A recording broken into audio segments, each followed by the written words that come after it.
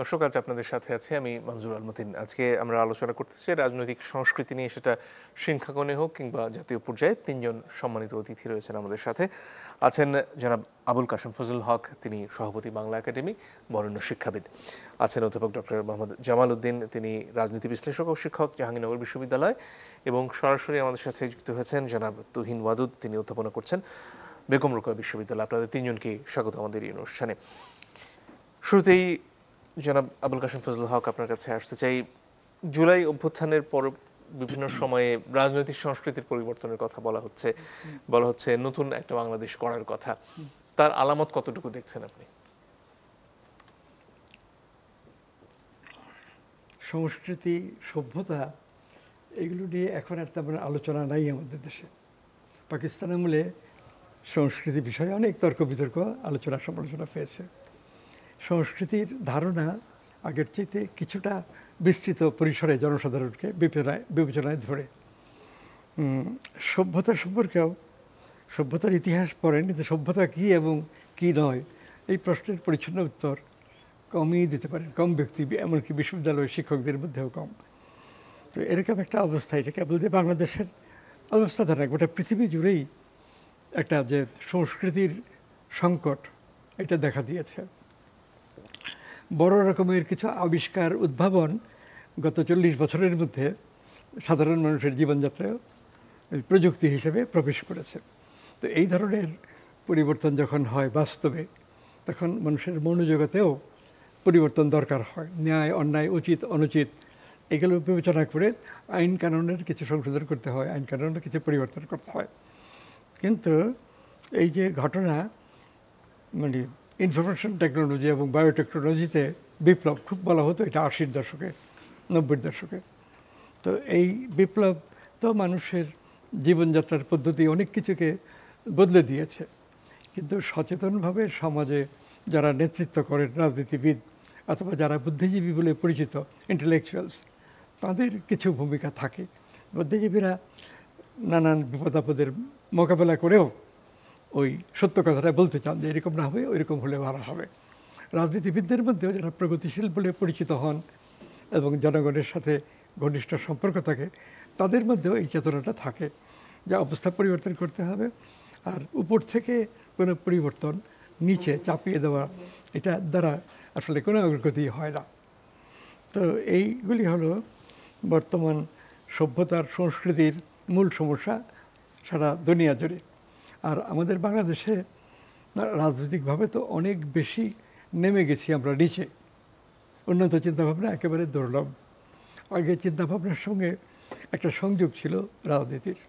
যেমন ধরি, এই যে মোতাহের হোসেন চৌধুরী একজন লেখক, আবুল ফজল, তারপরে আহমদ শরীফ, বদরুদ্দিন ওমর, আব্দুল কাদির কবি, এরকম আরও অন্তত 10-15 জন লোক ছিলেন পাকিস্তানে, মানে যারা কথা বললে পত্রিকাগুলো একটু গুরুত্ব দিত এবং একটা ন্যায়সঙ্গত কথা বললে পত্রিকায় ভালোভাবে ছাপত। তো সেইটা হলো এক অবস্থা। আমাদের এখানে এখন সেগুলো নাই। আর পাশ্চাত্য জগতেও যে নতুন পরিস্থিতি, আমাদের অবস্থা, সভ্যতা, সংস্কৃতি পরিবর্তন করে উন্নতির দিকে যেতে হবে, এই বোধ মার্কিন যুক্তরাষ্ট্র কিংবা ইউকে, ফ্রান্স, জার্মানি এইসব রাষ্ট্রেও খুব কম, বলা যায় দুর্লভ। কিন্তু চিন্তার অগ্রগতি অপরিহার্য, যুক্তিসঙ্গত। আর এখন ইয়েতে কে বলে, নানাভাবে মত প্রকাশ করা যায়, চিন্তা ব্যক্ত করা যায়, মুহূর্তের মধ্যে সারা দুনিয়ায় কোনো একটা বক্তব্য ছড়িয়ে দেওয়া যায় এই যে ডিজিটাল পদ্ধতিতে। তো এই ডিজিটাল পদ্ধতি মানুষের অনেক উপকার করছে ব্যবহারে, কিন্তু রাজনৈতিক দৃষ্টিতে দেখলে দেখা যায় যে এখানে ওই সবটাই কেবল আপার ক্লাসের মধ্যে সীমাবদ্ধ রাখছে। সমাজের যে বৃহত্তর মধ্যবিত্ত শ্রেণী, নিম্ন মধ্যবিত্ত, শ্রমিক, কৃষক, তাদের কথা বিবেচনায় রাখা হচ্ছে না। 1991 সনের শেষে 30শে ডিসেম্বর সোভিয়েত ইউনিয়ন বিলুপ্ত করা হলো। তো এই বিলুপ্তি সম্পর্কে ওই যে গোরবাচেভ ছিলেন তখন সোভিয়েত ইউনিয়নের প্রেসিডেন্ট, তার সম্পর্কে তিনি মারা গেছেন। ওই পুটিনকে দাওয়াত করা, আমন্ত্রণ জানানো হয়েছে অন্তিমকৃত্য অনুষ্ঠানে উপস্থিত থাকার জন্য।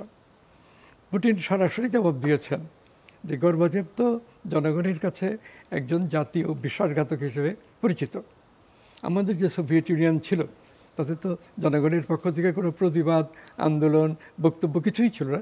মানুষ ওই ব্যবস্থাটা রক্ষা করতে চাইতো এবং কিছু কিছু সংশোধন করে সামনের দিকে যাবে, এরকম অবস্থা ছিল। কিন্তু গর্বাচেভ প্রেসিডেন্ট হওয়ার পরেই মার্কিন যুক্তরাষ্ট্রের প্রেসিডেন্ট রেগান, ব্রিটিশ পার্লামেন্টের যে মহিলা প্রধানমন্ত্রী ছিলেন সময়ে, এরা ওই সোভিয়েত ইউনিয়নের প্রেসিডেন্ট গর্বাচেভের সঙ্গে সম্পর্ক খুব ভালো করেছেন এবং রেগান ক্রমাগত মানে জানিয়েছেন যে আপনি যদি আপনার সিস্টেমকে পরিবর্তন করে একটা গণতান্ত্রিক পদ্ধতিতে আসেন, হিউম্যান রাইটস রেকগনাইজ করে, তাহলে তো আপনি রাতারাতি অনেক খ্যাতি অর্জন করতে পারবেন। এবং এই যুক্তরাষ্ট্রের প্রেসিডেন্টও রাশিয়ায় কয়েকবার এসছেন, আর গর্বাচেভও কয়েকবার মার্কিন যুক্তরাষ্ট্রে গিয়েছেন। তো এর মধ্য দিয়ে একটা পরিবর্তন, সোভিয়েত সিস্টেম চলছিল, কিন্তু গর্বাচেভ নিয়মকানুন পরিবর্তন করে এটাকে গণতান্ত্রিক পদ্ধতিতে নেওয়ার কথা বলছেন। তার মিশ্র প্রতিক্রিয়া দুনিয়া জুড়ে সব দেশেই হয়েছে, রাশিয়াতেও হয়েছে। এবং এতকাল পরে পুতিন তো দীর্ঘদিন ধরে রাশিয়ার প্রেসিডেন্ট আছেন, 20 বছরের বেশি হবে, তিনি এরকম কথা বলছেন। তো এই যে সব দিক থেকে দেখলে বলবো সংক্ষেপে যে আইডিওলজি বলে যে জিনিসটা ছিল, রাজনৈতিক আদর্শ, বিজ্ঞানসম্মত আদর্শ, এটা এখন পৃথিবীতে কোনো রাজনীতিই নেই। চীন একটু ভিন্নভাবে চলছে। চীনকে মনে হয় যে মাও সেতুংয়ের মৃত্যুর পরে দেং শিয়াওপিং ক্ষমতায় এসছেন, তিনি কিন্তু মাও সেতুংয়ের সমালোচনা করেছেন, কিন্তু কঠোর সমালোচনা করেননি। মাও সেতুং আমাদের নেতা, চিরকাল তিনি নেতা হিসেবে প্রশংসা পাবেন। আমরা আসছি এই কারণে যে শেষ দিকে যখন তিনি একেবারে বার্ধক্যে পৌঁছে গেছেন, তখন কিছু কিছু বক্তব্য তার বলে প্রচার করে নানা রকম মানে অনুচিত ব্যাপার ঘটছে। সেই অবস্থায় আমরা সরাসরি মাও সেতুংয়ের বিরোধিতা করেছি। কিন্তু মাও সেতুং যে ধারা সৃষ্টি করেছেন, এই ধারা অবলম্বন করেই আমাদের এগোতে হবে ধীরে ধীরে, এরকম একটা বক্তব্য এদের আছে। আজকেও চীন সেই অবস্থায় আছে। তো এইরকম পরিবর্তন সভ্যতার সংস্কৃতিতে, যখন বিজ্ঞানের আবিষ্কার উদ্ভাবন বেশি সংখ্যায় গুরুত্বপূর্ণ আবিষ্কার মানুষের, সাধারণ মানুষের জীবনে প্রবেশ করে, তখন ওই যে সুযোগ তৈরি হলো মানুষের জন্য উন্নতির, এটা লক্ষ্য করে পৃথিবীর প্রত্যেকটা রাষ্ট্রের রাজনীতি উন্নত করতে হয়। সেই সঙ্গে আন্তর্জাতিক সম্পর্ক বিষয়েও চিন্তা করতে হয়। জাতিসংঘ হয়েছিল 1945 সালে, এরপরেই এই দ্বিতীয় বিশ্বযুদ্ধ শেষ হওয়ার পরেই অল্প দিনের মধ্যে। সেখানেও ওই মার্কিন যুক্তরাষ্ট্র, তারপরে গ্রেট ব্রিটেন তখন ছিল, এইসব রাষ্ট্রের মধ্যে কিছুটা অন্তর্বিরোধ, মতপার্থক্য ছিল। কিন্তু এই ধারাটা যখন নতুন টেকনোলজির আঘাত সামনে আসছে, তখন আর সেটা মানে মোকাবেলা করতে পারেনি। আপনার কাছে পরিবর্তনটা ঘটে গেছে। একটু বাকি দুজনের কাছ থেকে একটু শুনে আসতে চাই। অধ্যাপক জামালউদ্দিন, আপনার কাছে আসবো। আজকে ছাত্ররা তাদের নতুন রাজনৈতিক দলে নিবন্ধনের জন্য আবেদন করলো। তাদের তরফ থেকে বিভিন্ন সময় নতুন রাজনৈতিক ধারা, রাজনৈতিক সংস্কৃতির কথা বলা হচ্ছে। সব মিলিয়ে বাংলাদেশের রাজনৈতিক আবহে মৌলিক কোনো পরিবর্তন দেখেন কিনা আপনি? ধন্যবাদ মঞ্জুর। আপনার মাধ্যমে চ্যানেল 24 অগণিত দর্শক শ্রোতাকে শুভেচ্ছা জানাচ্ছি। বিশেষ করে আমি স্যারকে শুভেচ্ছা এবং সালামও জানাচ্ছি। আমি যেহেতু আপনি মৌলিক বিষয় বললেন, মৌলিক পরিবর্তন, আমি বেসিক কিছু কথা বলি। সংস্কৃতি, যেটা আমরা ইংরেজিতে বলি কালচার, সোসাইটি অ্যান্ড এনভায়রনমেন্ট, একটু ওতপ্রোতভাবে জড়িত। সংস্কৃতি যেটা বলি, আবহমানকালে সভ্যতার গোড়াতে পরিবেশ দ্বারা নিয়ন্ত্রিত হয়ে কিন্তু একটা কালচার তৈরি হতো। কালচারটাকে রূপ দিত ইথিক্যাল প্ল্যাটফর্মের ভিত্তিতে সোশ্যাল স্ট্রাকচারে, তার মধ্য দিয়ে সোসাইটি ডেভেলপ করতো। সোসাইটির অন্যতম ড্রাইভিং ফোর্স হচ্ছে পলিটিক্স, রাজনীতি। কেন রাজনীতি? কারণ একটি সোসাইটিতে বিভিন্ন ধরনের নীতি থাকে, সেগুলিকে সমন্বয় করে যে লিডারশিপ, সেই অ্যাপ্রোচটার মাধ্যমে এটাকে প্রকাশ করে উন্নয়নের জন্য, সেটা তার রাজনৈতিক অ্যাপ্রোচ। কিন্তু বিষয়টা সব একই, মানে আপনার অর্থনীতি, আপনার খাদ্যনীতি, আপনার শিক্ষানীতি, সকল নীতিকে সমন্বয় করে যে নীতিটা প্রণয়ন করা হয় সেটি রাজনীতি। আর এর অন্তর্নিহিত জ্বালানি হচ্ছে ইকোনমিক্স, মানে অর্থনীতি। এর সাথে এটাকে শেপিং করে এনভায়রনমেন্ট। সেখানে আমরা টোটালি আমরা এনভায়রনমেন্টে থাকি। এখন যে পরিস্থিতি আসছে, স্যার অনেক বিদগ্ধ মানুষ, অনেক পুরনো মানুষ। আমি আমার জীবদ্দশায় আমি যেটুকু বুঝতে পারলাম, আগের দিনে স্কুলটা ছিল কাঁচা, মাস্টার ছিল পাকা, ছাত্র ছিল অবিডিয়েন্ট, রাষ্ট্র এবং সমাজ ছিল সহনশীল। আর এখন স্কুল হয়েছে পাকা, মাস্টার হয়েছে কাঁচা, ছাত্র হয়েছে আপনার বেয়াদব, অথবা অন্যভাবে যদি বলি অ্যানার্কিতে ভরপুর, আর রাষ্ট্র এবং সমাজ হচ্ছে অসহিষ্ণু। সেরকম একটা প্রেক্ষাপটে, বারবার রাজনৈতিক প্রেক্ষাপটে আমাদের যে পরিবর্তনটা হচ্ছে, সেখানে যে আশা আকাঙ্ক্ষা নিয়ে আমরা ঝাঁপিয়ে পড়ি, দিন শেষে সব কিছুই ব্যাহত হয়। কারণ আমাদের অন্তর্নিহিত যে চাওয়াটা, সেটাকে প্রতিপালন করার জন্য যে ধৈর্য, যে জ্ঞান এবং যে ধী এবং যে ব্যক্তি এবং যে লিডারশিপ, সেটি না থাকার ফলেই কিন্তু আমাদের বারবার এমন হচ্ছে। বর্তমান আন্দোলনে আমি একজন আন্দোলনকারী, সংশ্লিষ্ট ছিলাম। ছাত্ররা বিভিন্ন জায়গা থেকে আসছিল। এইবার আন্দোলনে একটা বৈশিষ্ট্য কি, বরাবরই আন্দোলন করে কিন্তু ছাত্ররা, এটা মনে রাখতে হবে। এইবার আন্দোলনের বৈশিষ্ট্য ছিল যে অরাজনৈতিক প্ল্যাটফর্ম, এবং ছাত্র জনতা মিলে একাকার হয়ে একটি অভ্যুত্থান হলো। আমি তখনই আশঙ্কা করেছিলাম, তাদেরকে বলছিলাম যে তোমরা হয়তো বিভক্ত হয়ে যাবা, কারণ এদের আবার গার্জিয়ান নাই। কিন্তু আমরা খুব আশান্বিত হলাম যখন ওনারা ডক্টর ইউনূসের মতো একজন বিদগ্ধ মানুষ, অরাজনৈতিক, এবং সেটা আমাদের প্রয়োজনও ছিল ওই সময়, এটা চিন্তাও করা যাবে না। কিন্তু উনি যখন এসে এই ছাত্রদের নেতৃত্ব নিলেন এবং ওনাদেরকে সাথে নিলেন, কিন্তু আমার মনে হয় গার্জিয়ানশিপটা দেওয়ার যে জায়গাটা ছিল, ওইটা দিতে ব্যর্থ হয়েছে। অথবা কখনো কখনো অতিরিক্ত লাই দিয়ে মাথায় তুলে, যেরকম আমরা আদর করে একটা ছেলেকে ডিরেল করে ফেলি, সেরকম একটা জায়গা গেছে। খুবই আশান্বিত কথা হচ্ছে যে ওনারা আজকে নিবন্ধিত হয়েছে নতুন দল। আশা করছি তারা এই এতটুকু শিক্ষার মধ্য দিয়ে যেখানে আছে, সেখান থেকে নিবন্ধিত দল হিসাবে রাজনৈতিক স্ফেয়ারে তারা একটা কার্যকর ভূমিকা রাখবে। কারণ এই মুহূর্তে সত্যি একটি সুস্থ রাজনীতি খুবই জরুরি। আমরা মনে করি শুধুই মাত্র তারুণ্য নির্ভর যেমন রাজনীতি হয় না, কিন্তু তরুণ হতে পারে জ্বালানি, কিন্তু চুজ করে নিতে হবে একটি ম্যাচিউরড রাজনীতির জন্য। পরিবেশ পরিস্থিতিতে যারা গঠনমূলক কাজ করতে পারে তাদেরকে অন্তর্ভুক্ত করে এই রাজনীতি প্রক্রিয়াটা যদি আগায়, সেটি আমাদের ভালো ভবিষ্যৎ হবে। কিন্তু ওদের শুরুটা কিন্তু ভালো হয়নি, এটুকুই বলা যেতে পারে। সেক্ষেত্রে অন্যান্য রাজনৈতিক দলগুলোকে আপনি কিভাবে দেখছেন এই জুলাই পরবর্তী সময়, তাদের মধ্যে পরিবর্তন দেখেন? হ্যাঁ, আমি আপনার সাথে এই জায়গাটায় একটু ভালো বলেছেন, ভালো প্রশ্ন। আমি রাজনৈতিক অ্যাটমসফিয়ারে প্রথম আমাদের চাওয়াটা ছিল যে সবাই এক হয়ে একটা রাজনৈতিক সংস্কার হবে, যেটা আমাদের চাওয়াও ছিল ডক্টর ইউনূসের কাছে। তিনটা সংস্কার, একটা হলো রাজনৈতিক দলগুলি চলমান যে ধারাবাহিকতা ছিল, সেই ধারাবাহিকতা আমরা দেখেছি অর্থকেন্দ্রিক, পাওয়ার কেন্দ্রিক, অথবা উন্নয়ন বিমুখ বলবো, যে তথাকথিত উন্নয়নের নামে, রাষ্ট্র পরিচালনার নামে এক ধরনের লুণ্ঠনের জায়গাটা থেকে তার রাজনীতি পরিচালিত হতো। সব পার্টির জন্য এটা আবার প্রযোজ্য না, যে পার্টিগুলি ক্ষমতা ছিল।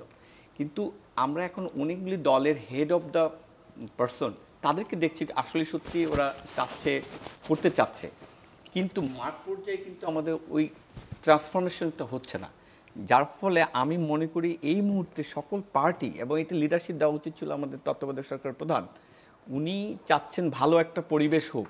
সেখানে আমরা দেখছি কি কোথায় ঐক্য হবে, সেখানে ডিভাইসিভ, এরকম একটা ডিভাইসিভ পলিসিতে কে কাকে ল্যাং মারবে, কে কাকে মেলাইন করবে, কে কাকে ট্যাগের রাজনীতিতে ফেলে একটা রাজনীতিক শুরু করবে, সেই কম্পিটিশনে তারা কিন্তু লিপ্ত।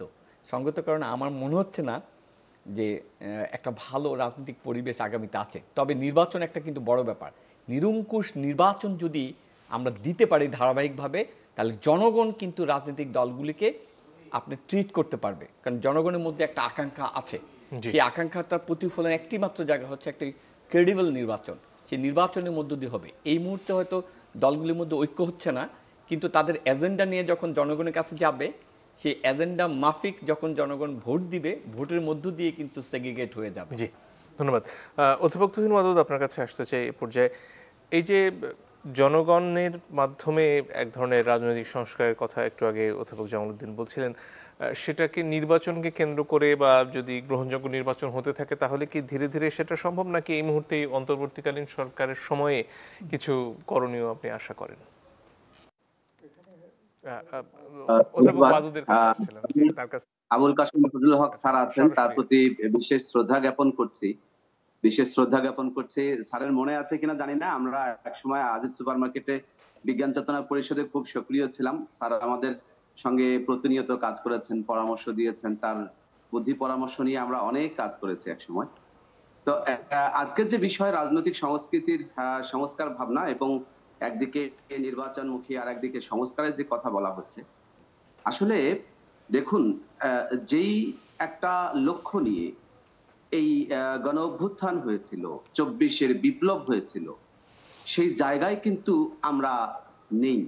আমরা নেই বলছি এই কারণে যে শুরুতেই সরকারের গঠন, সরকারের তৎপরতা যেটা হওয়া দরকার ছিল আমরা মনে করি সেটা হয়নি। আবার যে সমস্ত সংস্কারের কাজ হাতে নেওয়া হয়েছে, সেই সংস্কারের কাজের ভেতর দিয়েই যে একটা নতুন বাংলাদেশে পৌঁছা যাবে, সেই পরিমাণ সংস্কারের কাজ হাতে নেওয়া হয়নি। আমরা যদি বলি যে মানুষ যদি তৈরি না হয় তাহলে সংস্কারটা হবে কি করে? আমাদের মানুষ তৈরি করবার যে কাঠামোটা তৈরি করা দরকার সেটি কিন্তু এবারেও হলো না।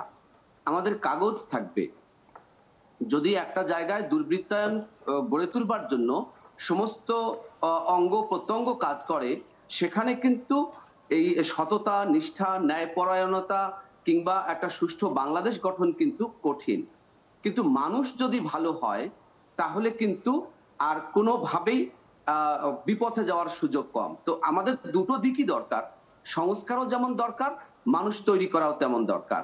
আমাদের কিন্তু মানুষ তৈরি করবার জন্য কোনো উদ্যোগ এই সরকার গ্রহণ করে নাই। এই সরকারের কাছে লক্ষ্য হচ্ছে যে আইন কানুন দিয়েই দেশটাকে বদলে দেবে। দেখুন, শুধু আমরা যদি বলি যে বিধবা বিবাহ যখন মানে পাশ হয়, তখনও কিন্তু বিধবা বিবাহটা প্রচুর হয়ে ওঠে নাই, কারণ মানুষ বদলায়নি। আগে কিন্তু মানুষ বদলাতে হবে। আমরা দেখি যে শিক্ষা নিয়ে তো কোনো সংস্কার কমিশন হলো না, তাহলে শিক্ষা নিয়ে সংস্কার কমিশন কেন হলো না, এটি একটি বড় প্রশ্ন। আর এই জায়গায় আমার কাছে একটা বিষয়, আমি সবসময় যে কথা বলছি যে আমাদের যে দুর্বৃত্তায়ন গড়ে উঠেছিল, এই দুর্বৃত্তায়ন গড়ে উঠবার নেপথ্যে কিন্তু ব্রিটিশ যে ঔপনিবেশিক কাঠামো ছিল রাষ্ট্রের, সেই রাষ্ট্রীয় কাঠামোর কারণে কিন্তু আমাদের এই দুর্বৃত্তায়নটা সহজ হয়েছিল। সেই ব্রিটিশ কাঠামোটা কিন্তু ভেঙে দেওয়ার ব্যবস্থা আমাদের হয়নি। তাহলে সেটা আমি একটু নির্দিষ্ট করে বলি যে কোন জায়গায় আমাদের ধরুন কি হয়েছে তৃণমূল পর্যায় থেকে বলি, আমরা মাঠে থাকি তো মাঠের কথাটা বলি। ধরুন একজন ছোট্ট নেতা, সে জমিদারের ভূমিকায় অবতীর্ণ হয়েছিল। আমাদের এখানকার যে পুলিশ প্রশাসন, সেই পুলিশ প্রশাসন সেই দুর্বৃত্তায়নের একটা প্রহরী হয়ে উঠেছিল এবং এটাকে সংগঠিত করবার সব রকম সহযোগিতা করেছিল স্থানীয় যে আমলারা আছে তারা।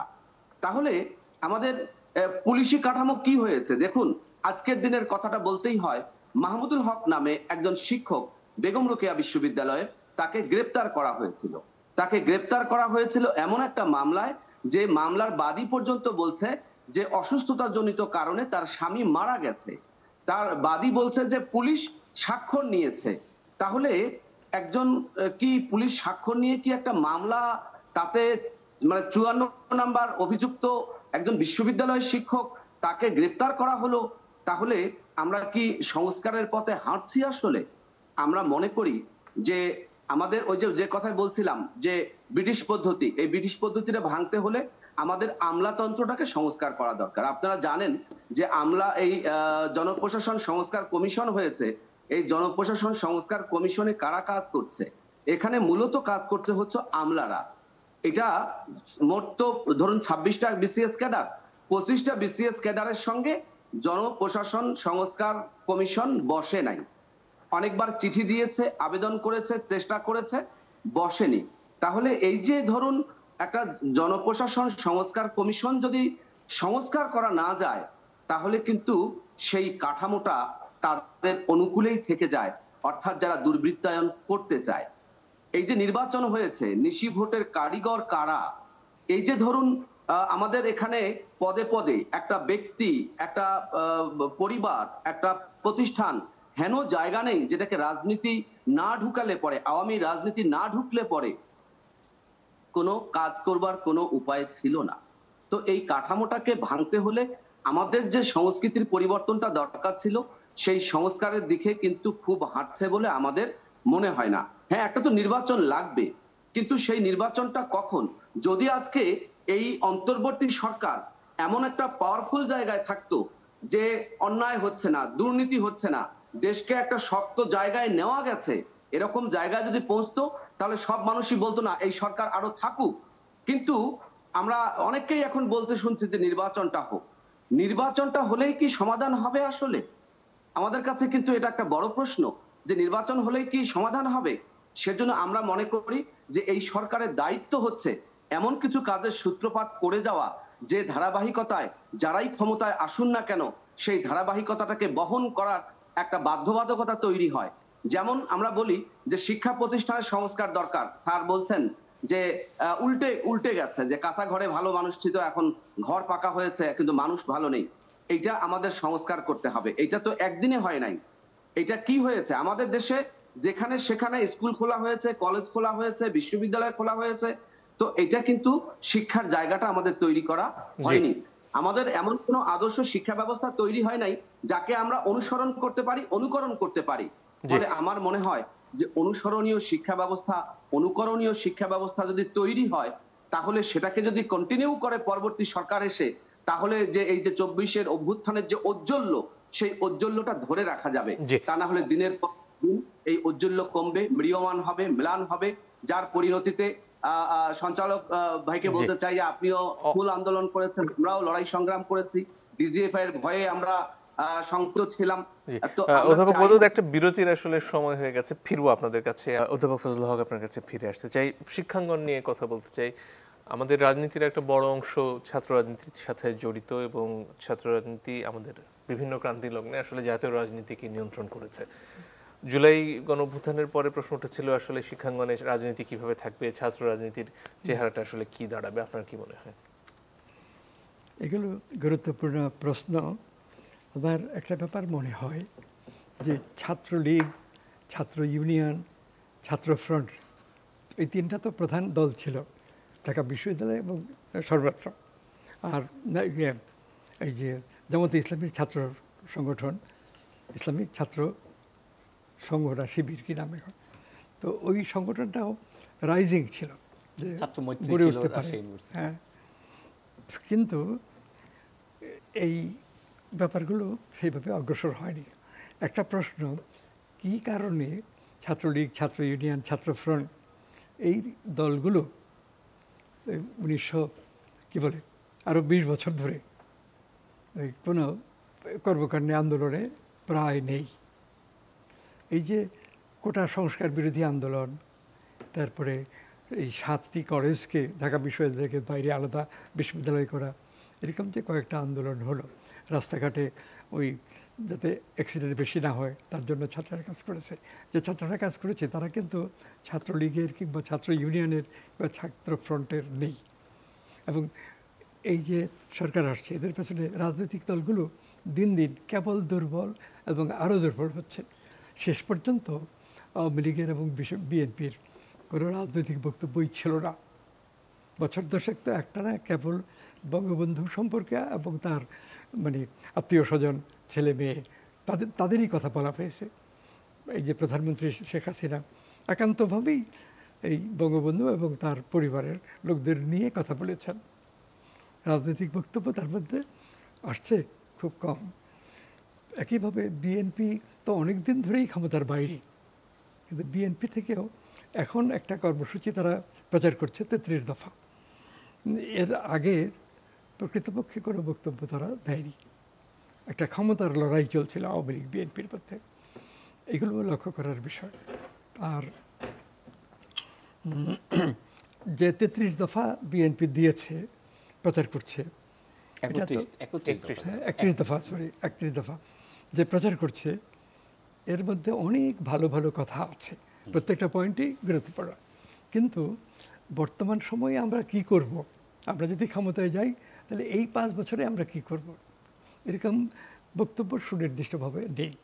একটা স্বল্পমেয়াদী কর্মসূচি আর একটা দীর্ঘমেয়াদী কর্মসূচি, দুটোই একটা রাজনৈতিক দলের থাকা উচিত। কিন্তু দুইটার কোনোটাই তো সেইভাবে পাই না। ডক্টর কামাল হোসেন সাহেব গণফ্রন্ট নামে দল করেছিলেন। কামাল হোসেন সাহেবের ইচ্ছা ছিল না তিনি দল গঠন করে সেই দলের সভাপতি হন, কিন্তু তার সঙ্গে যারা ছিলেন বুদ্ধিজীবী, প্রধানত সিভিল সোসাইটি অর্গানাইজেশনগুলোর মানে কেন্দ্রীয় ব্যক্তিরা, তারা অনেকটা জবরদস্তি করে তাকে প্রেসিডেন্ট বানিয়ে দল গঠন করেছিলেন। যে মুস্তফা মুহসিন মারা গেলেন সপ্তাহ কয়েক আগে, তাকে জেনারেল সেক্রেটারি এবং কামাল হোসেন প্রেসিডেন্ট, এইভাবে দল করলেন। কিন্তু এই দলও দুনিয়ার যত ভালো ভালো কথা আছে তাদের ম্যানিফেস্টোতে লিখেছেন, কিন্তু এগুলো বাস্তবায়ন করা যাবে কিভাবে সেটা লেখেননি। আমাদের 21 দফা যুক্ত ফ্রন্টের খুব পরিচ্ছন্ন, তখনকার স্ট্যান্ডার্ডে খুব পরিচ্ছন্ন বক্তব্য, যারা বুঝতে যাদের বুঝতে বেশি অসুবিধা হয় না, একটু ক্লাস 5 পর্যন্ত পড়লেও ভালো করে বুঝতে পারতো। এরপরে 6 দফা যেটা ছেলে শেখ মুজিবুর রহমান আওয়ামী লীগ থেকে, প্রথম এটা শেখ মুজিবুর রহমান এবং তাজউদ্দিন আহমদ, এই দুজনের নামই এটা বেরিয়েছিল। তাজউদ্দিন আহমদ একটা ভূমিকা লিখেছিলেন, আর গোটা বক্তব্যটা শেখ মুজিব আওয়ামী লীগ থেকে, আওয়ামী লীগের নাম ছিল না, শেখ মুজিব তৈরি করেছিলেন, এরকম একটা বক্তব্য। এটাও প্রচার করার ফলে মানুষ খুব সাড়া দিয়েছে, মানুষ জেগে উঠেছে, কারণ এটা খুব পরিচ্ছন্ন ভাষায় নির্দিষ্ট সময়ের মধ্যে করা সম্ভব, সেইভাবে দিয়েছে। তো এই 6 দফা আন্দোলন তো শেষ পর্যন্ত আমাদের জাতীয় স্বাধীনতা আন্দোলনে রূপ নিল এবং মুক্তিযুদ্ধের মাধ্যমে প্রতিষ্ঠা করা হলো স্বাধীন বাংলাদেশ। তো এইসব ঘটনা, কিন্তু রাজনীতি বললে যেটা বোঝায় যে আওয়ামী লীগ, বিএনপি, জাতীয় পার্টি, বামপন্থী কতগুলো দল, তারা মানে এই স্বাধীনতার পরেও এবং স্বাধীনতার আগেও যেরকম রাজনৈতিক দৃষ্টিভঙ্গির পরিচয় দিত, বেশ কিছু পয়েন্ট রাজনৈতিক তাদের লিফলেটে বুকলেটে সবসময় প্রচার করা হলো, এগুলো থেকে বিচ্যুত হয়ে গেছে। এবং এই যে কোটা বিরোধী আন্দোলন, তারপরে বৈষম্য বিরোধী আন্দোলন, এর আগেও এই ধরনের কিছু কিছু আন্দোলন হয়েছে, এর সবগুলোই হয়েছে এই ছাত্রলীগ, ছাত্র ইউনিয়ন, ছাত্র কি বলে ওই যে কটা সংগঠন, এগুলোর বাইরে। কি কারণে বদলে গেল এই রাজনীতির এই ধরনটা? রাজনৈতিক দলগুলো বক্তব্যহীন হয়ে গেল এবং সিভিল সোসাইটি অর্গানাইজেশনগুলো এই সময়ই ডেভেলপ করেছে এই গত 30 বছর ধরে। এখন যারা রাষ্ট্র ক্ষমতায় আছেন, উপদেষ্টা মণ্ডলী, তারাই তো পরিচালনা করছেন। অধ্যাপক কি বলে হ্যাঁ, ডক্টর ইউনূসের নেতৃত্বে যে উপদেষ্টা পরিষদ, এটাই তো এখন সরকার চালাচ্ছে। কিন্তু এই যে উপদেষ্টা মণ্ডলী, এর মধ্যে রাজনৈতিক ব্যক্তি একজনও নন। আমি যতদূর জানি, বুঝতে পারি, এই প্রফেসর ইউনূস থেকে আরম্ভ করে একেবারে যে জুনিয়র মোস্ট, তাদের কেউই ছাত্র জীবনে রাজনীতি করেননি, কোনো সংগঠনের সঙ্গে ছিলেন না, এবং ওই রাজনীতির প্রতি একরকম বিরূপ মানসিকতাই ছিল। একটা সময় যাচ্ছে যখন বাবা মা কোনো ছেলে বা মেয়ে বিশ্ববিদ্যালয়ে ভর্তি হতে যাচ্ছে, তখন বাবা মা যথাসাধ্য গুরুত্ব দিয়ে তাদেরকে বোঝাতেন যে রাজনীতির ধারে কাছে যাবে না, রাজনীতি দূর থেকে দেখো, পত্রিকায় পড়ো, জানবার বুঝবার চেষ্টা করো। এখন রাজনীতি করার সময় নয়, যা কিছু রাজনীতির দেশে চলছে কোনোটাই ভালো নয়, তোমরা শিক্ষা শেষ করে রাজনীতির সিদ্ধান্ত নাও, তার আগে নেবে না। এইভাবে প্রত্যেকটা ছেলে মেয়ে বিভিন্ন পরিবার থেকে আসছে। রাজনীতির প্রতি এদের হয়তো আন্তরিক আকাঙ্ক্ষা কারো কারো দেখা দিয়েছে, কিন্তু যে পরিবেশ পরিমণ্ডল বিশ্ববিদ্যালয়গুলোতে তৈরি করা হয়েছে, তাতে এই দলে সেই দলে গিয়ে কিছুটা রাজনীতি করত। কিন্তু এখন দেখা যাচ্ছে যে সেই সিভিল সোসাইটি অর্গানাইজেশনের পরিচালনাই এই কোটা সংস্কার বিরোধী আন্দোলন এবং বৈষম্য বিরোধী আন্দোলন। এর আগে যে রাস্তাঘাটে ছেলেমেয়েরা এই ট্রাফিক পুলিশের কাজ করত যাতে মানে দুর্ঘটনা না ঘটে, এই সমস্ত কিছু কিন্তু আমাদের দেশের যেগুলো বড় রাজনৈতিক দল, গুরুত্বপূর্ণ বলে পরিচিত, যারা এই আওয়ামী লীগ, বিএনপি ইত্যাদি, এই দলগুলোর মধ্যে তো কোনো রাজনৈতিক বক্তব্য নেই। জি, এই যে শূন্যতা, সেটাই এখনকার মূল বিষয়। জি, অধ্যাপক জামালউদ্দিন, আপনার কাছে ফিরে আসি। বিভিন্ন ছাত্র সংসদ নির্বাচন নিয়ে আলাপ হচ্ছে, ডাকসু, রাকসু, জাকসু নিয়েও আলাপ হচ্ছে। এই আলাপগুলোর ভিড়ে আসলে আমাদের নতুন প্রজন্ম কতটুকু রাজনীতি সচেতন, বিশ্ববিদ্যালয়ের ছাত্রছাত্রীরা আসলে ছাত্র রাজনীতিকে কিভাবে দেখেন, আপনার কি মনে হচ্ছে, এবং সেখানে আসলে সংস্কারের কি করার আছে? খুবই চমৎকার একটি প্রশ্ন, এই প্রশ্নে খুবই প্রাসঙ্গিক। আসলে এই সরকারের কাছে অনেকগুলি জনগণের চাওয়া ছিল, তার মধ্যে একটা বড় চাওয়া ছিল কিন্তু শিক্ষাক্ষেত্রে সংস্কার। শিক্ষার পরিবেশ বলতে আমরা তিনটা জিনিসকে বুঝি, একটা হচ্ছে শিক্ষক, একটা হচ্ছে ছাত্র, আর একটা হচ্ছে একটা ক্যাম্পাস আর ইনফ্রাস্ট্রাকচার। এই তিনটা থাকলেই আবার শিক্ষাঙ্গন হয় না, এই তিনটা একটা মিথস্ক্রিয়া। সেখানে যেমন একদিকে শিক্ষা থাকবে, মূলত আমাদের বিশ্ববিদ্যালয়গুলোর কথা যদি বলি, ওইটা কিন্তু আসলে প্রকৃত শিক্ষা যেটা বলে সেটা দেয় না, দেয় হলো দক্ষতা বৃদ্ধি শিক্ষা।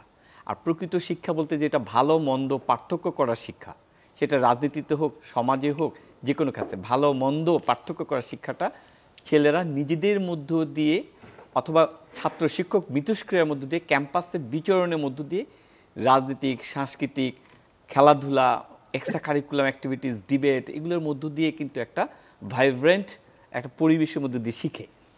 সেই শিক্ষার পরিবেশটা বিগত 20 বছর 25 বছর নাই। আমি খুব সৌভাগ্যবান, আমি এরশাদ বিরোধী আন্দোলন থেকে জাহাঙ্গীরনগর বিশ্ববিদ্যালয়ে 95 সাল পর্যন্ত ছিলাম, 88 থেকে। বরং এরশাদ থাকাকালীন সময় বিশ্ববিদ্যালয়গুলি রাজনৈতিক কালচারেও যেমন খুব ভাইব্রেন্ট ছিল, সাংস্কৃতিক ক্ষেত্রেও কিন্তু ভাইব্রেন্ট ছিল। আমরা আমাদের সময় আমাদের যে দল, আমি একটা দল করতাম, নাম বললাম না, কিন্তু আমার অপোনেন্ট দলের বড় বড় নেতারা যখন বক্তৃতা দিতে আসতেন, তখন আমরা মুক্তমঞ্চে বসে পিন পতন সাইলেন্টে তাদের বক্তব্য শুনতাম। সেরকম একটা পরিবেশ না হলে সুন্দর নেতৃত্ব, বিকশিত নেতৃত্ব আসে না। কিন্তু আমাদের এই সোসাইটিটাকে আমরা ভেস্টেড একটা ইন্টারেস্ট গ্রুপের কাছে নিয়ে রাজনীতিটাকে সম্মানজনক, চক্ষু লজ্জাহীন একটা পরিবেশের মধ্যে ফেলে দিচ্ছে, অসম্মানজনক একটা জায়গায় নিয়ে চলে গেছে। এই কারণে আমাদের মেধাবী ছেলেরা রাজনীতি বিমুখ। আমি একটু বলিনি, দেখেন সংস্কারের কথা কিন্তু আমাদের বিগত দিনে ছিল। প্রথম কথা হলো আপনার বেসিক সংস্কারটা দরকার, শিক্ষাঙ্গনে একটা সংস্কার দরকার ছিল, আমাদের সিলেবাস সেখানে দেখেন। আমাদের জাতীয় শিক্ষা ওয়ার্কশপ বলতে 1978 সালে কিন্তু একটা মানে তৎকালীন জিয়াউর রহমান একটা কিন্তু কনভেনশন ডাকে, 12 ঘন্টা কয়েক হাজার শিক্ষার্থী শিক্ষক নিয়ে আলোচনা করেন, উনি বসেছিলেন। দিন শেষে ওখান থেকে একটা সুপারিশমালা আসে, সেই সুপারিশমালা অনুযায়ী একটা দিক নির্দেশন। আমি বলছি যে আমাদের রাষ্ট্রনায়করা কি করতেন, সেই জায়গা থেকে উনি একটা কিন্তু কাসিম, যেটা আমি বলতে চাচ্ছি যে অধ্যাপক মুস্তফা বিন কাসিম জাতীয় শিক্ষা উপদেষ্টা করেন। সেখানে বৃত্তিমূলক, কারিগরি, কৃষি ও চিকিৎসা সম্প্রসারণের শিক্ষানীতি প্রণয়ন করার কথা বলেন। এই জাতীয়তাবাদী দলের তার যে পূর্বপুরুষ, যে নেতা, উনি শিক্ষাকে বলছেন জাতীয় ঐক্য আনে এমন শিক্ষা, উৎপাদন বাড়ায় এমন শিক্ষা, ব্যক্তি ও সামাজিক উন্নয়নে এমন শিক্ষা। তার মানে ঐক্য একটা বড় ব্যাপার। যে শিক্ষা আমাদেরকে ঐক্য করে না, সেই শিক্ষা আমাদের কোনো কাজে লাগবে না। আজকে বিশ্ববিদ্যালয় বলি, আজকে সমাজে বলি, যে ছাত্ররা একসাথে আন্দোলন করলো, সেই ছেলেরা আজকে ডিভাইসিভ, সেটা ক্যাম্পাসও তাই। সেই কারণে আমি বলছি ক্যাম্পাসগুলি যে ধরনের ভাইব্রেন্ট একটা পরিবেশ থাকা উচিত, সের মধ্য দিয়ে রাকসু হওয়ার সেই পরিবেশটা আসলে না। কিন্তু এতটুকু মতপার্থক্য কি একটা গণতান্ত্রিক পরিবেশে স্বাভাবিক নয়? আমি তো অবশ্যই আমি মনে করি মত পার্থক্য থাকতেই পারে, মতভেদও থাকতে পারে, কিন্তু এখন মত পার্থক্যর মধ্য দিয়ে যে ধরনের মব সৃষ্টি হয়, যে ধরনের ট্যাগের রাজনীতি হয়, তাতে বিকাশের থেকে ভালো ছেলেরা এর থেকে দূরে সরে যাচ্ছে। সঙ্গত কারণে পরিবেশ পরিস্থিতিটা আমাদের লিড করা উচিত ছিল আমাদের উপর থেকে। রাজনৈতিক সদিচ্ছা যেটাকে বলে, যেটা হলো পলিটিক্যাল উইলিংনেস, আমাদের যারা গার্জিয়ান, সেখান থেকে যদি একটা প্রিফার্ড প্রসেস যদি না হয়, তাহলে কিন্তু আমার প্রান্তেও এরকম হবে। এটার একটা সংকটও বলি, আমাদের এখন যেটা হলো বেকারত্ব বেড়ে যাচ্ছে, রাজনীতিক সাথে অর্থনীতি একটা বড় কিন্তু যোগসূত্র আছে। আমাদের অর্থনৈতিকভাবে কিন্তু অ্যাপারচারটা বড় হয়ে গেছে, প্রান্তিক জনগোষ্ঠী এবং উচ্চ লেভেলের এত বড় ফারাক। এই ঢাকা শহরে 3,000 টাকা রুজি করে সেও বাস করে, 30,000 টাকা, 3 লাখ টাকা, 30 লাখ টাকা, 3 কোটি টাকা, 300 কোটি টাকা, এই সবাই একই সমাজে। এরা একটা বাজার থেকে বাজার করে, প্রতিদিন মাছের দিকে কেউ তাকায় থাকে, মাংসের দিকে তাকায় থাকে, প্রতিদিন যে 10টা খুন হয় না বাজারে, এটাই তো আল্লাহর কাছে শুকর আলহামদুলিল্লাহ। এরকম একটা অর্থনৈতিক বৈষম্য পরিবেশে রাজনীতি, সুস্থ রাজনীতি বিকশিত হওয়ার কোনো কারণ নাই। সেই কারণটা হচ্ছে যে প্রতিটা মানুষ, প্রতিটা ছেলে, বিশ্ববিদ্যালয়তে আপনি জানেন কি লাস্ট সেশনে ভালো ছাত্র সে ছাত্রলীগের সাথে যোগ দিত, কারণ সে মাস্টার হতে চায়। মানে কোনো না কোনোভাবে পলিটিক্যাল প্রসেসটাকে তারা বেছে নেয় রুটি রুজি করার অথবা বিত্ত বৈভব করার একটা হাতিয়ার হিসেবে। সুকুমার বৃত্তির মাধ্যমে, সাংস্কৃতিক চর্চার মাধ্যমে, পড়ালেখার মধ্য দিয়ে, খেলাধুলা করার মধ্য দিয়ে বিকশিত হওয়ার যে রাস্তাগুলা, তার চেয়ে সহজ মনে হয় এটি। শেষে আমি একটা কথা বলি, আমরা এখন সার্বিক চিত্রটা কোথায় দেখতে পাবো? বুড়িগঙ্গা নদীর পানিতে। কারণটা কি? পরিবেশের সাথে রাজনৈতিক পরিবেশের কিন্তু একটা চমৎকার মিল আছে। পরিবেশ আপনি দেখলেই বুঝতে পারবেন এখানে মানুষগুলা কেমন। বুড়িগঙ্গার পানি কালো, তার মানে ওর আশেপাশের লোকজনের মন কালো, এই রাষ্ট্রের প্রধানের মন কালো, আমাদের মতো শিক্ষকদের মন কালো, বিশ্ববিদ্যালয় উপাচার্যের মন কালো, ডিউই প্রধানের মন কালো, সেনা প্রধানের মন কালো, বিচার বিভাগের মন কালো। যদি কালোই না হয়, আইন আছে, অনুশাসন আছে, আমরা অ্যাওয়ারনেস করি, সব কিছুই করি, কিন্তু পানি তো সাদা হয় না, পানি তো সেই কালোই থেকে যাচ্ছে। তার মানে আমাদের কোথাও একটা গলদ আছে, সেটা হলো আমরা আসলে মিন করি না, আমরা একটা হিপোক্রেট সোসাইটির মধ্যে আছি। আমি আপনি সবাই মিলে মনে করি এই দেশটা আমার না, এখান থেকে অর্থ উপার্জন করো। সেই জন্য ঢাকাকে হোপেস্ট সিটি ইন দ্য ওয়ার্ল্ড আমি বলবো। ঢাকা হচ্ছে টাকা কামাইয়ের একটি জায়গা, যেখান থেকে টাকা কামাই করো আর বিদেশে থাকো, সুস্থভাবে থাকো, সুস্থ পড়ালেখা করো, সুস্থ জীবনযাপন করো। সেটাকেই আমরা বেছে নিচ্ছি, শিক্ষক থেকে শুরু করে, রাজনীতিবিদ থেকে শুরু করে, আমলা থেকে শুরু করে এবং সেনাপ্রধান থেকে শুরু করে সবাই।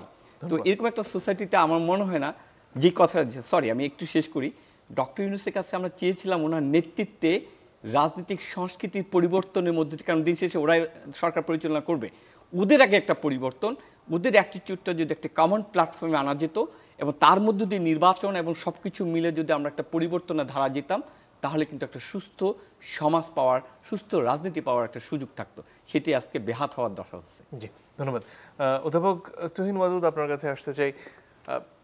জুলাই গণঅভ্যুত্থানে সবচেয়ে শক্ত প্রতিরোধ গড়ে তোলা প্রথম বিশ্ববিদ্যালয়গুলোর একটি বেগম রোকেয়া বিশ্ববিদ্যালয়, শহীদ আবু সাইদের বিশ্ববিদ্যালয়, এবং সেখানে ছাত্রছাত্রীরা যে রাজনৈতিক সচেতনতা জুলাইয়ের অভ্যুত্থানে দেখিয়েছেন, এর পরবর্তী সময় আসলে তাদের রাজনৈতিক চিন্তাগুলো কিভাবে বিকশিত হয়েছে এবং এই মুহূর্তে তারা আসলে কি ভাবছেন এবং তাদের রাজনীতিকে আসলে সংগঠিত করার উপায়টা কি? হ্যাঁ, ধন্যবাদ। আমি বেগম রোকেয়া বিশ্ববিদ্যালয়ের ঘটনা দিয়েই বলি। দেখুন, 16 তারিখ যখন আবু সাইদকে গুলি করে মেরে ফেলা হলো, আবু সাইদ শহীদ হলো। আবু সাইদ তো মারা যাওয়ার পর হাসপাতালে যখন নিয়েছে, মানে হাসপাতালে নেওয়ার পরে তো ডাক্তাররা বলেছে মারা গেছে, তার কিছুক্ষণ পরই আমি গিয়ে সেখানে উপস্থিত হয়েছি কয়েকজন সহকর্মী সহ। আমি কিন্তু এই মরদেহের সঙ্গে তার বাড়িতে নিয়ে যাওয়া, তার গোসল করানো, সেই ভোরবেলা পর্যন্ত আমি তার মরদেহের সঙ্গে ছিলাম। এবং আপনারা জানেন যে 16 তারিখের পর থেকে আমরা প্রচুর কথা বলেছি, লিখেছি, আন্দোলন করেছি, আমাদের ছেলেমেয়েরা বড় নেতৃত্ব দিয়েছে, কথা অবশ্যই। কিন্তু যেই আলোচনা হচ্ছে সেই আলোচনার সঙ্গে বেগম রোকেয়া বিশ্ববিদ্যালয়ের এই বর্তমান প্রসঙ্গটা আলোচনার খুবই দাবি রাখে। দেখুন, বেগম রোকেয়া বিশ্ববিদ্যালয়ের শিক্ষার্থীরা কিন্তু বলছে এই বিশ্ববিদ্যালয়ে কোনো রাজনীতি চলবে না, ছাত্র রাজনীতি চলবে না, এই মর্মে কিন্তু তারা আন্দোলন করেছে। প্রশাসনের পক্ষ থেকে বলা হয়েছে যে ছাত্র রাজনীতি হবে না, যখনই ছাত্র রাজনীতির কোনো কার্যক্রম হচ্ছে তখনই সেটার প্রতিবাদ হচ্ছে। এই যে দেখুন আমাদের এটা কেন হচ্ছে, দেশ জুড়ে আজকে রাজনৈতিক ক্ষেত্রে পরমত সহিষ্ণুতার যে অভাব, সংবেদনশীলতার জায়গাটা যে শূন্যে পৌঁছে গেছে, এই কারণে আজকে যে কথা আপনি বলছেন যে বেগম রোকেয়া বিশ্ববিদ্যালয়ের কথা, এইখানে কিন্তু শিক্ষার্থীরা জোটবদ্ধ হয়েছে যে রাজনীতিটা এখানে ছাত্র রাজনীতি চলবে না। তার মানে কি, আমরা যে একটা সুষ্ঠু রাজনীতি চাই, তার মানে দেশ জুড়ে সেই সুষ্ঠু রাজনীতির বিকাশের ধারাটা সংকুচিত হওয়ার কারণে, কিংবা যেই অভিযাত্রায় আমরা যাত্রাটা শুরু করতে চেয়েছিলাম সেটি শুরু না হওয়ার কারণে এখানে কিন্তু শিক্ষার্থীরা ছাত্র রাজনীতিকে স্বাগত জানাতে পারছে না। এখন এই যে ধরুন আমরা যদি আওয়ামী দুর্বৃত্তায়নের সময়ের কথা বলি, তাহলে যে একটা সংগঠন একটা অন্যায় করলে সেটাকে একভাবে দেখা হচ্ছে, আরেকজন অন্যায় করলে আরেকভাবে দেখা হচ্ছে, অন্যায় না করলেও সে তার মতাদর্শী কিনা তাহলে তার জন্য আরেক বিচার করা হচ্ছে। আমরা কিন্তু চাই অপরাধীর শাস্তি হোক, অপরাধীর শাস্তি অবশ্যই হতে হবে, এটা নিয়ে কোনো ভুল নেই। আওয়ামী লীগ যত বড় বড় অপরাধ করেছে আমরা সবগুলোর শাস্তি চাই, কিন্তু বর্তমান প্রেক্ষাপটে যদি দলীয় পরিচয় থাকার কারণে থানায় গিয়ে সুযোগ সুবিধা পায়, প্রশাসনের কাছে গিয়ে সুযোগ সুবিধা পায় অন্যায়ভাবে, এবং সেগুলো যদি ধারাবাহিকতাটা চলতে থাকে, তাহলে সামষ্টিক যে আন্দোলন, সামষ্টিক যে আমাদের আকাঙ্ক্ষা, সেই আকাঙ্ক্ষার জায়গায় কি আমরা পৌঁছতে পারবো? দেখুন, এবার যে পরিমাণ একটা লড়াই হলো, যে পরিমাণ একটা গণজোয়ার হলো, যে পরিমাণ সর্বস্তরের মানুষ এই আন্দোলনকে স্বাগত জানালো, দিনের পর দিন আমরা কেন সেই জায়গায় পৌঁছার বদলে সেই আকাঙ্ক্ষাটা আমাদের কমে গেছে বলে আমরা মনে করছি। আমরা মনে করি এখনো সময় আছে, যে এই সরকারের পক্ষেই সম্ভব। এই সরকারের পক্ষে কেন সম্ভব? কারণ এই সরকারে যারা আছে তারা তো একটা নির্দিষ্ট সময়ের জন্য এসেছে, এবং সব মানুষ তাদের কাছে এটাই চায়, এটাই চায় যে আমাদের যে সংস্কৃতির, যে রাজনৈতিক সংস্কৃতির যে সংস্কার, সেই সংস্কার হতে হলে রাজনৈতিক পরমত সহিষ্ণুতা আমাদের থাকতেই হবে। আমি আজকে একটা কথা বলছি এক দলের হয়ে, আর এক দল সেটার খুব তীব্র সমালোচনা করবে, আমার মতটাকে খুব হেয় প্রতিপন্ন করে। তাহলে যদি হেয় প্রতিপন্ন করবার সংস্কৃতিটা চালু থাকে, তাহলে তো একজন আরেকজনের প্রতি বিরূপ হবে, আক্রমণাত্মক হবে, এবং সেখানে শান্তি বিনষ্ট হবে। আমরা দেখেছি যে আমাদের এখানকার মানুষের মধ্যে সংবেদনশীলতার চর্চা হয়নি। এই দুটো না হওয়ার কারণ হচ্ছে যে জীবনের শুরু থেকে এই দুটো চর্চা হতে হয়। আমি যদি আজকে ঘোষণা দেই আগামীকাল থেকে আমি পরমত সহিষ্ণু হব এবং সংবেদনশীল হব, কিংবা আমি আগামীকাল সকাল থেকে একজন ভালো মানুষ হয়ে গেলাম, এটা হবে না। এটার জন্য একটা দীর্ঘ অনুশীলন লাগবে। এই দীর্ঘ অনুশীলন মানে হচ্ছে আমার শৈশব, আমাদের পরিবারে। দেখুন, আমাদের শিক্ষা প্রতিষ্ঠানে আমাদের এসব শেখানো হয় না, আমাদের পরিবারে এসব শেখানো হয় না। আমাদের সমাজটা হচ্ছে এমন সমাজ যে আমি যখন অসৎ শক্তি প্রয়োগ করতে পারি, এটাকে গল্পের সঙ্গে 10 জায়গায় আমি নিজেও যেমন বলি, অন্যরাও বলে যে ও তো খুবই পাওয়ার, ও খুব পাওয়ারফুল লোক, ওর কাছে যাও, ও তোমার সহায় হবে। তাহলে এই যদি হয় বাস্তবতা, তাহলে আমাদের কিন্তু মুক্তির পথ সহসা ঘটবে না। আমরা মনে করি যে একটা শক্ত নেতৃত্ব আমাদের সমাজটাকে বদলে দিতে পারে। আমি ব্যক্তিগতভাবে খুবই আশাবাদী। আমি মনে করি যে এমন এক নেতৃত্ব আসবে, যেই নেতৃত্ব এমন এক কঠোর অবস্থান গ্রহণ করবে, মানুষের সমর্থন আসবে, এবং আমরা গণমানুষ একটা সংবেদনশীলতার দিকে, পরমত সহিষ্ণুতার দিকে, একটা শিক্ষার দিকে, একজন মানুষ হওয়ার দিকে। আমরা তো বলি যে শিক্ষা মানে হচ্ছে ইতিবাচক অর্থে জীবনটাকে বদলে দেওয়া। তাহলে আমি যখন বিশ্ববিদ্যালয়ে রাজনীতি করি, অপরাজনীতি, যখন আমি একজন কর্মকর্তা হয়ে অসৎ কাজ করি, তাহলে জীবনের সর্বস্তরে তো আমরা মানুষ হতে পারলাম না। কয়েকদিন আগে ঠাকুরগাঁওয়ে একজন শিক্ষক অনেকগুলো কথা বলেছেন যে আমরা এত সারাদিন এত ভালো কথা বলি, স্কুলে বলি, কলেজে বলি, বিশ্ববিদ্যালয়ে বলি, এই শিক্ষার্থীরা যখন ইঞ্জিনিয়ার হওয়ার পর যখন খারাপ কাজ করতে থাকে, তখন তো নিজের কাছেই প্রশ্ন হয়ে দেখা দেয়, আমরা কি আসলে তাদের শেখাতে পেরেছি? আমরা কি তাদের মানুষ করতে পেরেছি? তার মানে হচ্ছে আমরা মানুষ করতে পারি নাই। আমরা যদি মানুষ করতে না পারি, মানুষ যদি তৈরি না হয়, আমি এখানে বলতে পারি যত সংস্কার হোক, যাই হোক না কেন, যদি মানুষ তৈরি না হয়, কাগজ দিয়ে, আইন দিয়ে, বিধিবিধান দিয়ে শুধু এই সমাজ বদলানো যাবে না। সেজন্য রাজনৈতিক যে সংস্কৃতি আছে, এই সংস্কৃতির সংস্কারটাই হতে হবে, একটা শিক্ষা প্রতিষ্ঠান নয়। আমাদের রাজনৈতিক সংস্কৃতির সংস্কার হলেই আমরা মনে করি রাষ্ট্রের সমস্ত অঙ্গে প্রত্যঙ্গে, ব্যক্তি জীবন থেকে শুরু করে রাষ্ট্র জীবন সর্বত্র একটা সুস্থতা ফিরবে। অনেক ধন্যবাদ। অধ্যাপক ফজলুল হক, আপনার কাছে ফিরে আসতে চাই। একটা প্রসঙ্গ ঘুরে ফিরে এসেছে, সেটা হচ্ছে মানুষের পরিবর্তন, মানুষের রাজনৈতিক চিন্তার পরিবর্তন। কারণ একটা জাতি তেমন নেতৃত্বই পায় যেটার জন্য তারা যোগ্য হয়ে ওঠে। সেই পরিবর্তনের সূচনা আসলে কিভাবে হবে? এটা তো খুব গুরুতর প্রশ্ন। এই সম্পর্কে আমাদের দেশে যারা সিভিল সোসাইটি বিশিষ্ট নাগরিক, তারা কেউ তো কিছু বলেন না যে শিক্ষা সম্পর্কে চিন্তা এবং কাজ পৃথিবীর সব দেশেই সময়ের ব্যবধানে বদলেছে। যেমন আমরা যদি ইউরোপের কথাই ধরি, তাহলে সেই প্লেটো, অ্যারিস্টটল, স্লেভারি, এর মধ্যে যে শিক্ষা ব্যবস্থার কথা বলছেন সেইটা। পরবর্তীকালে যখন খ্রিস্টান ধর্মের প্রাধান্য শিক্ষা ব্যবস্থায়, ওই খ্রিস্টান ধর্মের কত কিছুটা আসছে। আরও পরবর্তীকালে যখন ইন্ডাস্ট্রিয়াল রেভলিউশন হলো, পুঁজিবাদ দেখা দিল, তখন তার কঠোর সমালোচনা হয়েছে। মার্কস, এঙ্গেলস এর শেষ পর্যায়ে তীব্র সমালোচনা করেছেন এবং কমিউনিস্ট ম্যানিফেস্টো থেকে আরম্ভ করে অনেক লেখালেখি ইত্যাদির মাধ্যমে গোটা মানব জাতির শিক্ষা চিন্তা এই সব বৈশিষ্ট্য বদলে দেওয়ার জন্য চেষ্টা করেছেন। আর বাংলাদেশের কথা যদি বলি তাহলে সব দেশেই সব কাজের জন্য শিক্ষা দীক্ষা দরকার হয়, ট্রেনিং দরকার হয়, প্রস্তুতির নানান আয়োজন। বাংলাদেশের রাজনীতিতে তো সেরকম শিক্ষা দীক্ষা দরকার নাই, কিছুই রাজনীতি বিষয়ে না জেনে সরাসরি রাজনীতিতে ঢোকেন এবং যারা একটু চালাক চরুর কিছুটা বা মাসলম্যান সঙ্গে রাখতে পারেন, টাকা পয়সা বেশি খরচ হবে, তারাই তো ঘুরে ফিরে গোটা স্ট্রাকচার আমাদের সে রাজনীতির দখল করে রাখছে।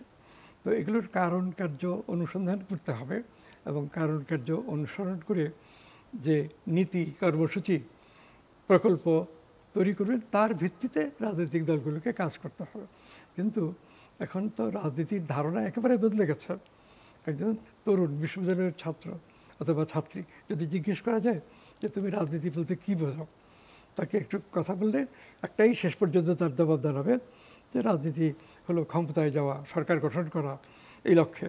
এবং সরকার গঠন করলে কি হয়, সরকার গঠন করলে অনেক টাকা পয়সা আয় করা যায় নানান উপায়ে।